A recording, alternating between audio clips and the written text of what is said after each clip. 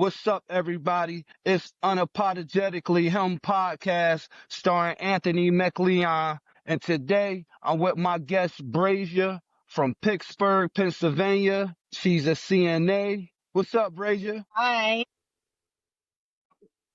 What you at work now? Okay, Busy. I hear you. Well, I know you on the time limit, so we're gonna get right into it. Ladies and gentlemen, today's topic is about toxic mothers. So I'm gonna let Brasia just go ahead and speak her mind. What's going on, Brasia? What's your experience with toxic mothers? Growing up, I had a very toxic mother. It got so bad to the point where when I turned 8 years old, I got taken away from my mother, and my aunt took custody of me. Oh So, wow. yeah, it got really bad. And when I became an adult, not having a mother, it was hard because life basically raised me.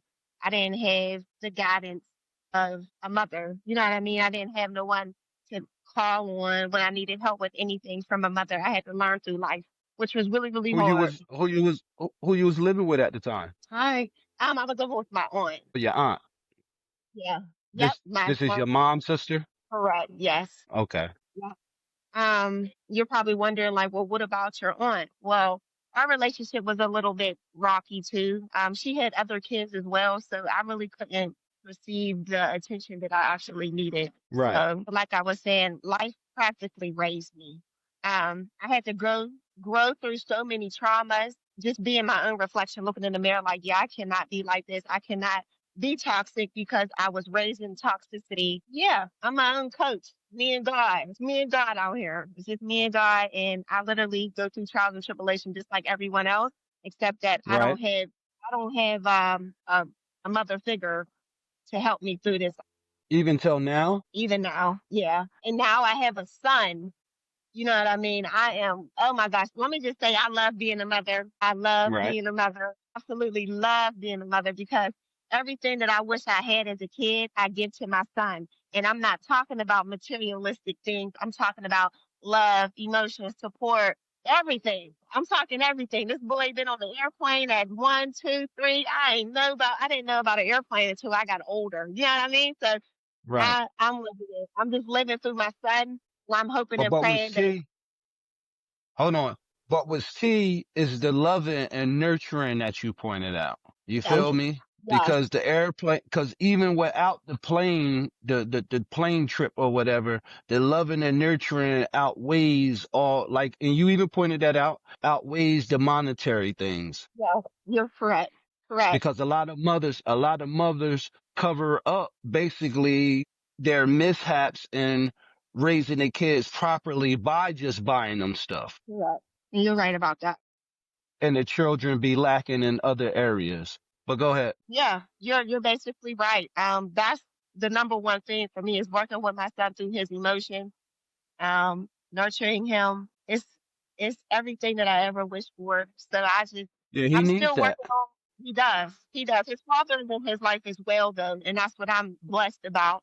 But I'm still working on myself because I do not want to pass down generational curses. You know what I mean? Right. I really Right. want him to have a whole bigger life than I ever did. Right. Well, it seemed like you working hard towards it. The co-parenting situation good when you and the father? Yes. Co-parenting is amazing. If I need anything, if I need to call about anything, I'm able to do so. That's what's up. So your son doesn't know his grandmother at all? He knows her. He knows her. If he see a picture of you, be like, oh yeah, that's Danny. But she doesn't come around. She doesn't call. She doesn't check up on him. Sad to say, she's an internet grandma.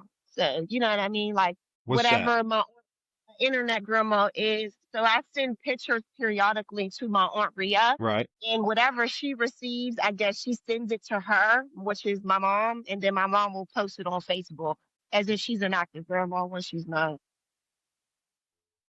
It looked like she active to the Right. people On the who follow internet. her social media, but she's not really active. Matter of fact, you ain't even sending pictures to her. Exactly. You ever tried Ex- that? no, because we're not on speaking terms. I was just having this conversation with a friend. I'm actually at a point where I forgive her from a distance. I love her dearly, but I'm a mom Right. now. And I can't be trying to teach someone something and raise my kids. You know what I mean? Like whenever if she ever does need me, of course I'm going to be there for her, of course. But Right. right now, I love her from a distance, and that's all I can do right now for my mental health. What was the deal breaker? Disrespect, constant Her disrespect. disrespecting you? Yeah, constant disrespect, constant disrespect. What, And still I looking could, at you as a child? yes, still looking at me as a child, talking to me like I'm a child. I just feel How old like are you? I'm 20. I just turned 27 yesterday. Right. I'm Oh, happy so belated birthday. Thank you. So yeah, I remember this one time when I was a kid, she said to me, if you weren't my daughter, I wouldn't like you. And at the time I was young, so I really didn't think nothing of it. But now that I'm older and looking back on what she said and how our relationship is right now, she was telling me the God honest truth. Like, she doesn't like me, honestly. She loves me. I'm sure my mom loves me, but I Right. feel like um she doesn't like me. Like we have this Right. mother daughter and I don't know why. I wish I did have my mother. I need her, but there's really nothing I could do. You know what I mean? Was it always like that? Always. Like even as a little girl, you had the feeling that your mother didn't like you? As a little girl, no, absolutely not. But now that I'm older, my mother was really never there. When I was about, I want to say from 1 to 5 years old, I was staying with my granddad, like all of us. Me, my mom, and my brother were staying with my granddad. And there would be Okay. days I have this, I won't see her for days. And it would just be me, my brother, and my granddad. And then after my granddad passed She away, was in the streets? not in the, I'm, to be honest, I'm not sure. Okay. Uh, always in pain, always want to go to the hospital for something. And it became to the point where I never seen my mom. And my brother Right. was raising me. My brother was raising me at a point in time. And you got to remember, my brother was young too. He was still in school. So we're both missing school. And that's why CYF stepped in and took us from my mother. What you call it? Yeah, that's what we call it. See what? CY as in yo yo, IF. CYF. Oh, okay. Yeah. Yeah. And it's in the Pittsburgh area. Yes. And then after that, After that, we got with my aunt who raised us. And it's crazy because when my aunt got custody of us, my mom moved across the street from us. So I would see my mom. You know what I mean? I would see my mom periodically, but it was never an everyday thing. And then when I did wow. see her, yeah, when I did see her, and we were always arguing, just always arguing, always going back and forth with each other. Of course, I'm a teenager, so of course I have a smart mouth and I'm wrong. Of course, I'm not saying I'm not wrong here, but it was never love between us. I never felt love with my mom. And I actually don't really remember like hugging her. I don't know. It's just weird. At all in life? The only time my mother would hug me is at events. Like if it was a peasant day for me, I would get a hug. If I graduated from high Special school, occasion I got a hug.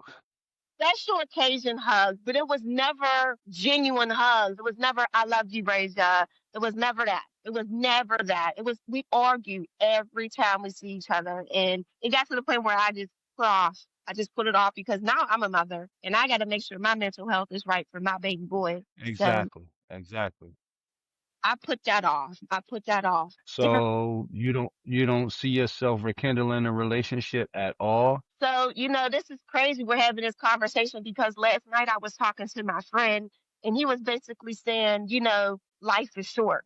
You know what I mean? Someone's going tomorrow. You can't take nothing back. And Right. I do want everybody to know, of course, I thought about that. Of course, my mother was getting older by the day, but Right. it was hard for me to explain to other people on what I go through with her. I don't want to sound rude saying this. I surely don't. But he asked me if my mother would pass tomorrow, how would you feel? And I genuinely told him I would cry. I would be so hurt just thinking about everything we went through. But at the end of the day, I never had a relationship with my mom. Never. So them feelings are warranted. Don't like it's okay. If somebody hear you say that, they should be able to understand. Yeah, close Did he family under members. Yeah. how did he feel when you said that? I mean, he didn't judge me, but I could tell from the stories that he kept bringing up. Like, I think he was trying to say, I think you need to understand that life is short. and you need to get past this. And Yeah, right. right, right, yeah, Okay. Well, some truth to that, especially if she ain't went beyond the point of no return. Cause I done heard some stories where, the mother's really violated to ain't no coming back from that. So yeah, if it's not one of them type situations, then he got a point. You know what I yeah, mean? yeah, If it's not, yeah. she is, go ahead. Oh, go ahead. It's okay. No, I just about to say basically if she ain't do something that was basically a deal breaker from you even trying to rekindle the relationship, you go for it. I mean, I'm in Yeah, the process of that. I'm kind of like doing that with my mom because, and another thing, I'm looking at the fact that as a man, I have to be the bigger person, especially when I'm the one, I want to have a relationship with my mom. I don't want us to right. collide and bump heads all the time. So it's like, in order for you to have a good, decent relationship, I have to always be the bigger person now instead of me not being combative, but instead of me always having to prove her wrong. Cause our parents say a lot of wrong shit and they can't be corrected. And we put energy into trying to give them the right info. And that leads to us going back and forth. Correct. So, That is our situation right there. You hit it right on the nose. You hit it right on the so nose. if they say the sky purple when we know the sky blue, it's okay. Okay, ma. Just leave it at that. That's the Right, only way it's gonna work. right, right. But only certain moms can get that energy because I'll be feeling as though now that is later in life, being that we realizing a lot of mistakes we made in life, our parents also realize them mistakes, but some of them are just so stubborn they just can't apologize or just can't even have the conversation about it. And just a simple Correct. conversation can heal unpassed wounds and trauma and stuff. Right, right. You're correct. Hit it right on the nose. What else you got far as how you feel about your mom? I'm walking in the building. I'm cold out here. So Christmas is coming up, and I'm leading by example, right? Everything I do, my son is going to Right. copy. He's Christmas is going coming where? up. He's copying He, everything I do. I'm leading by right. example. Right. Okay. So Christmas is coming up, and I honestly was thinking about taking. It's a place called Kennywood.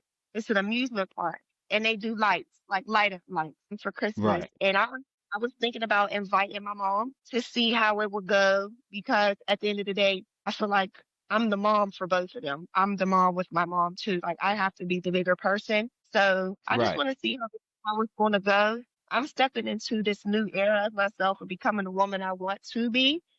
I'm putting my Nice. preferences, Nice. I'm putting my pride to the side and my ego and doing it. You know what I mean? Like it's time because at the end of the day, I waited for my son to feel like once he gets older, he can't come to me or because he didn't see me do the things what I'm supposed to be doing with my mom. You know what I mean? So I'm, Right. I think I'm going to do it. I think I'm going to do it. I'm going to invite her to the event with me and my son and see how it goes.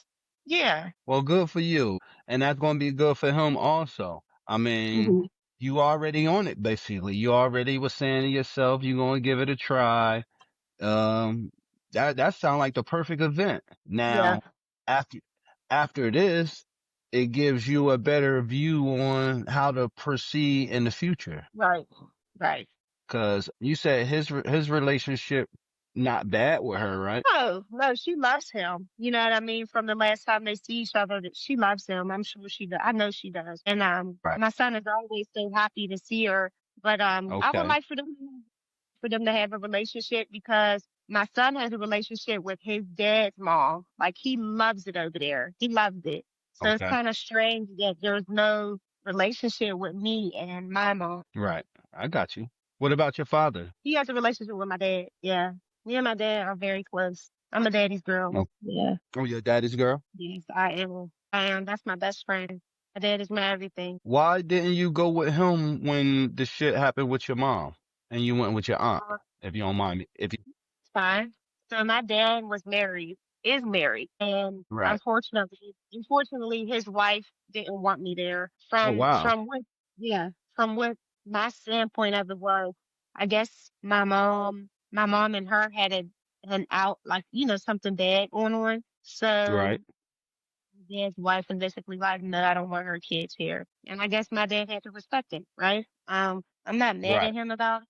I'm not mad at him about it, but when he told my dad is the one who told me the story on why he didn't take custody of me. So when he told me, I was mad because it's like, well, what if I would have went to some random home and somebody would have did something to me? You know what I mean? But Right. Right. luckily, my blood aunt took custody of me. So now that I'm older, no, I'm not mad because once you're married, What what was his response to that question? he got really sad. His demeanor changed. You know what I mean? And it was basically, I'm sorry I couldn't take you, but my wife and your mom, they had some things going on and he had to respect his wife. You know what I mean? Because at the end of the day, you got to think about it. If he would have accepted me in his home and his wife had resentment towards me, how would that even work out? You know what I mean? Like now he's raising me on his own and I don't know. Everything happens for a reason, right? So it was better off leaving it the way that it went, is what you're saying? It was better off with me going to my aunt's house. Yeah. Yeah. That's what's up. Well, Yeah. we're approaching that time, right? Yes. Well, any final thoughts for the viewers and the other people experiencing mother issues? Yes. Do not let your childhood ruin present day. Do not. You got to work through your trauma. Find a way to work through it. And I'm not talking about drugs and alcohol. No. I journal a lot. I write down my thoughts, and I don't want to sound like I'm a saint because I'm not. I get mad at my Right. journal. I cry with my journal. And there's some days where I'm smiling That's, about my days with my journal. So right. work work through it. Work through it. Become a better person. Make your here, how can I say this? Make your childhood the reason for you to become a good person. The world needs good people, not bad ones. So if I could do it, y'all could do it. That's what's up.